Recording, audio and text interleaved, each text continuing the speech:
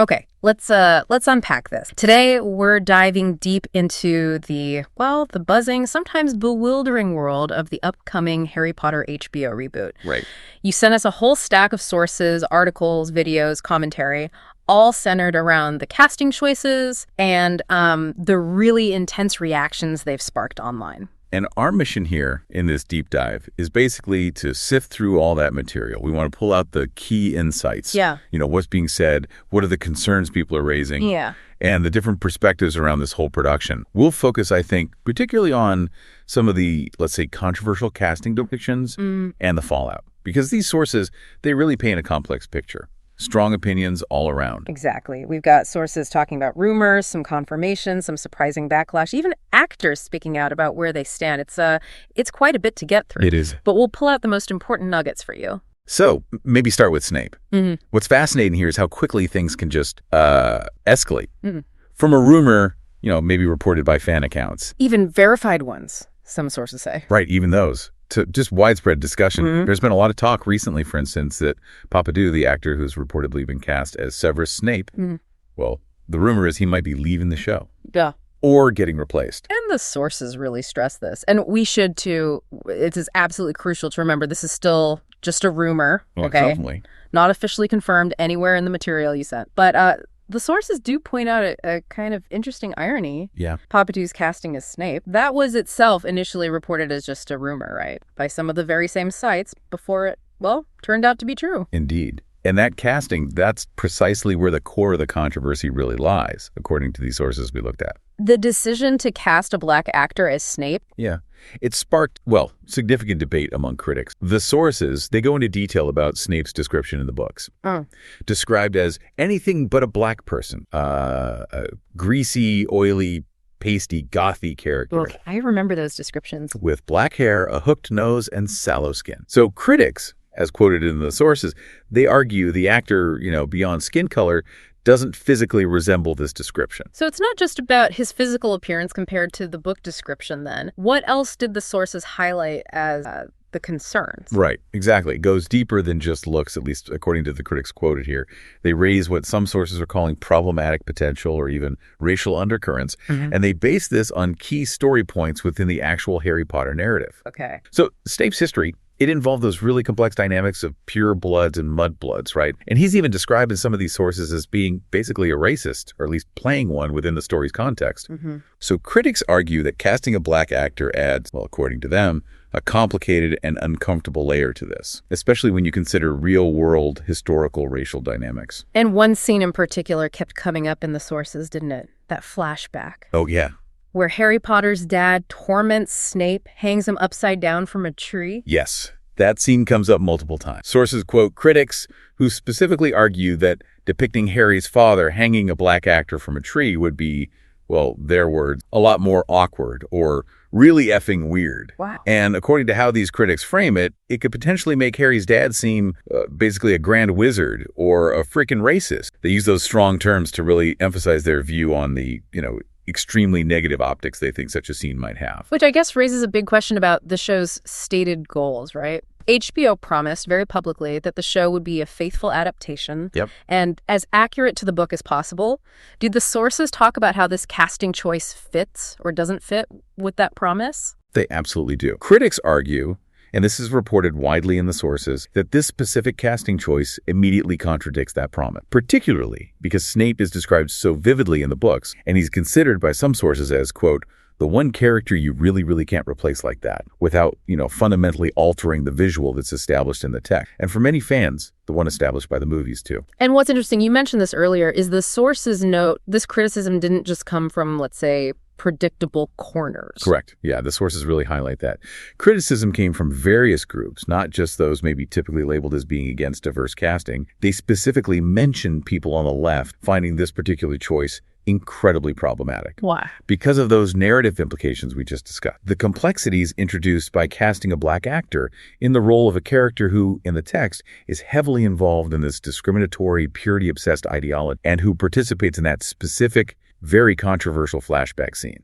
Okay, thinking bigger picture for a sec. Yeah. Do the sources compare this reaction to, say, race changes in other adaptations? They do, yeah. Some sources connect this directly to the race swaps in his Dark Materials, which, interestingly, was done by the same showrunners. Oh, right. And the argument made in those sources is that it's, well, maybe easier to implement changes like that in properties with characters who are less glibly well-known and maybe a smaller, less intensely invested fan base compared to Harry Potter. Makes sense. With a global phenomenon like HP, fans have such strong pre-existing mental images, often really solidified by those iconic movie portrayals, like Alan Rickman's Snape.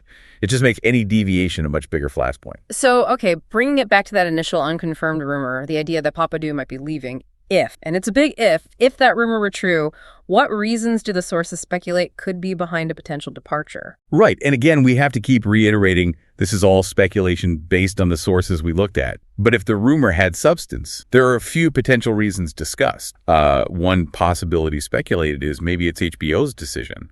Oh. Yeah, like given this significant backlash, the headlines generated before filming even properly started, HBO might decide this casting could actually harm the show. They might feel a course correct is necessary to protect what they really need to be a hit series. So they might, pay him off? The sources suggest something like that, yeah. Maybe pay the actor to leave quietly, issue a statement about conflicting schedules, that kind of thing. Or could it be the actor themselves deciding it's just not worth it? That's definitely another reason speculated about in the sources. Facing the prospect of dealing with, as one source put it, 10 years of this shit. Yeah, it's a long time. Constant criticism, awkward questions in every interview of the casting, the controversy, its implications. The sources suggest the actor might just decide the hassle or the bullshit simply isn't worth the job and basically nope out. And what about the J.K. Rowling? Could pressure related to her views play a role here, according to these sources? That's definitely discussed as a potential factor in some of the sources. They note that Papa Essiedu signed an open letter supporting trans rights. Right. A stance described in the sources as diametrically opposed to J.K. Rowling's very well-known views. So some sources speculate he might have felt, internal or maybe external pressure to step down, viewing it as potentially kind of hypocritical to take a large paycheck from a franchise creator whose views he publicly opposes. The put your money where your mouth is argument. Exactly. Yeah. That phrase comes up in some sources describing this potential angle. Okay, so sticking with the hypothetical, what stands out to you in the sources regarding potential replacement? Any names floated? It's interesting, yeah. Adam Driver comes up surprisingly often in fan suggestions mentioned by the sources. Adam Driver, really? Why him? Well, they cite his appearance, mainly. He looks like the character. Someone even said he's even got the goatee. And also the potential, to attract his own large fan base, sometimes called the Raylos. But surely the sources acknowledge that's probably not a simple swap. Oh, absolutely. Yeah. They point out the practical challenges immediately.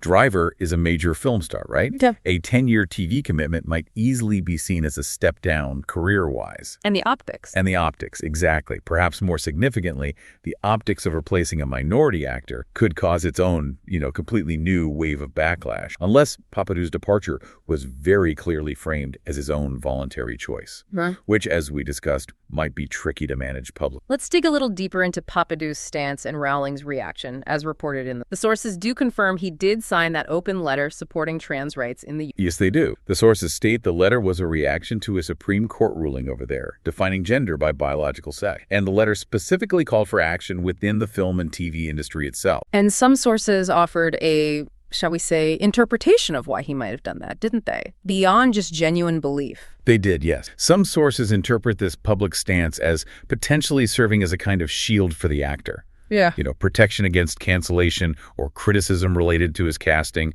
or even just his association with J.K. Rowling's franchise. How so? Well, the idea presented in these sources is that it positions him as, quote, a black dude who's all about trans rights, potentially gaining him a sort of pass or protecting him from certain lines of attack online. Interesting perspective. Meanwhile, how did the sources describe J.K. Rowling's public reaction? Specifically to actors signing letters like this. The sources reference J.K. Rowling's posts on X or Twitter. She apparently questioned if signatories quietened their conscience before, in her view, boosting a movement she perceives as intent on removing women's rights. But crucially, according to the sources, she also clarified very explicitly that she doesn't have the power to sack an actor from the HBO series, and even added she wouldn't exercise it if I did. She stated she doesn't believe in taking jobs away from people just for holding legally protected beliefs that differ from mine. And this highlights a really key detail mentioned in several sources about Rowling's actual involvement in casting for this series compared to the movies. It really does. It's a significant point.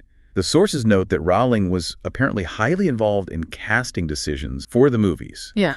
Insisting on British actors, approving choices. But reportedly, she does not have that same level of authority or micromanaging control over the HBO series. Which changes the whole dynamic, doesn't it? Absolutely. According to the sources, it fundamentally changes the dynamic of how casting choices might be getting made this time around, and who ultimately holds that decision-making power. It seems to be much more with the showrunners and HBO. Which feeds back into that point raised in the sources about perceived hypocrisy. Maybe. Exactly. The sources definitely discuss this idea, the perceived hypocrisy, as some see it, of actors taking a paycheck from the Harry Potter franchise while publicly, vehemently opposing Rowling's personal views. Right.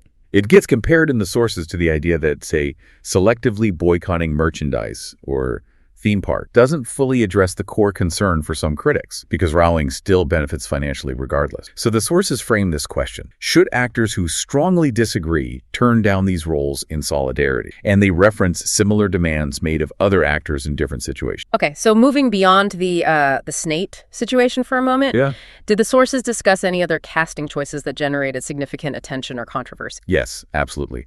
The sources also spent some time discussing another confirmed casting choice, Nick Frost as Hagrid. Nick Frost. And initially, the sources described that as, well, pretty positive, right? Yeah, initially. The sources described it as a really good casting choice, and they noted a generally positive fan reaction right when it was announced. People seemed quite pleased. But, I sense a but, that wasn't the end of the story, was it? Not at all. What's fascinating, and actually quite concerning, is the backlash Frost then faced, according to what we read. He reportedly experienced significant harassment on his Instagram post. Really?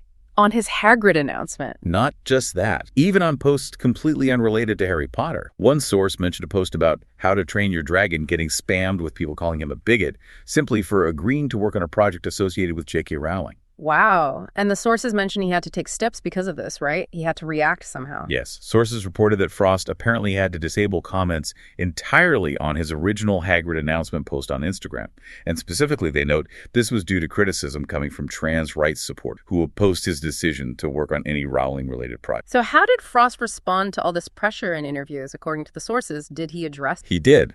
The sources detail an interview where Frost stated pretty clearly that he and Rowling don't align in any way, shape, or form on their views. So, distancing himself there. Okay. But then he also seemed to wonder aloud if the intense debate around Rowling should maybe blow over, and he suggested, quote, maybe we should educate ourselves. Educate ourselves, And at least one source, the Trent report, had a very strong reaction to those specific comments, didn't they? They really did, yes. This specific source offered extremely strong criticism of Frost's remarks. They interpreted them as Frost basically signaling an intention to use his press opportunities for the Harry Potter show to actively push gender ideology and educate the public on that topic. And their conclusion was? Their argument, as presented very forcefully in the source, is that Frost should be fired for this immediately, regardless of the impact on the show. Because in their view, promoting what this source terms gender ideology is, quote, objective evil. Strong words. Very strong. They go on to argue that this kind of activism actively damages viewership, and they cite examples like Wheel of Time and Rings of Power as proof. And they argue that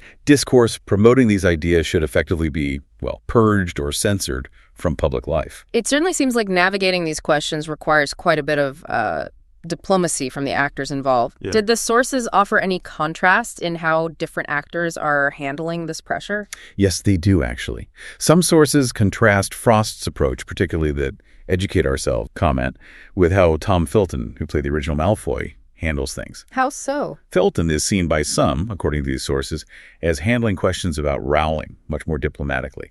He tends to focus on the positive aspects of the franchise, the story, the fan community, while largely managing to avoid engaging directly in the specifics of the debate itself, sort of sidestepping it. And all of this pressure, the backlash over casting choices like Snape, the online harassment faced by actors like Nick Frost, it kind of brings us back full circle, doesn't it? Back to that initial unconfirmed Snape rumor. Exactly. The sources strongly suggest that this intense pressure and scrutiny actors are facing now, being constantly challenged on controversies that might be completely outside their direct role or even unrelated to the specifics of the production itself. Well, that could absolutely be a potential reason, if the rumor were true, for an actor to decide the hassle just isn't worth it. Yeah. Especially for a long-term commitment like this series is expected to be. It could definitely lead someone to nope out, as that one source put it. And what feels particularly heavy, I thought, when reading through these sources is the concern raised that this kind of harassment, this intense pressure, it could potentially extend to the children cast in the show. Yeah, that's a really troubling point raised. Kids who are even less equipped, obviously, to deal with that level of public scrutiny and being drawn into these wider, often toxic controversies. So, okay, stepping back. What does this all mean? We've looked at the source material, and it details this really intense scrutiny around casting decisions. We've seen the contrasting viewpoints on things like race-swapping specific characters based on book descriptions, but also narrative implications. Right. We've covered the unconfirmed rumors swirling through fan communities and the very real pressures actors like Nick Frost are already facing just for signing on to this highly anticipated reboot. Yeah, what's truly insightful here, I think, is how these intense, pre-existing mental images that fans hold often, as you said, solidified by previous adaptations, like the movies, how they create these unique fault lines, especially when new creative choices clash with evolving social dialogues and debates. Yeah. These sources really show us how casting, just one decision, can turn into a major flashpoint for a much wider culture war. And it seems particularly amplified in a property like Harry Potter, which has its own complex built-in allegories that different groups seem to interpret through their own lenses, you know?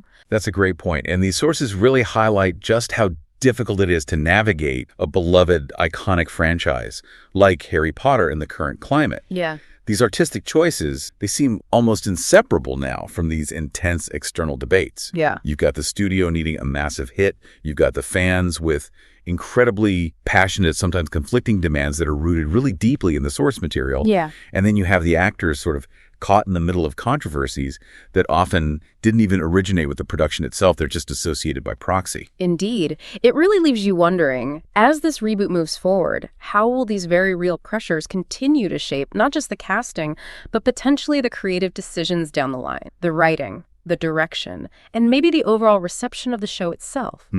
Will the focus stay fixed on these sort of external debates and controversies, or will the adaptation itself manage to capture attention on its own merit? And maybe, just maybe, even bridge some of these significant divides we've talked about. It's certainly something we'll need to keep an eye on.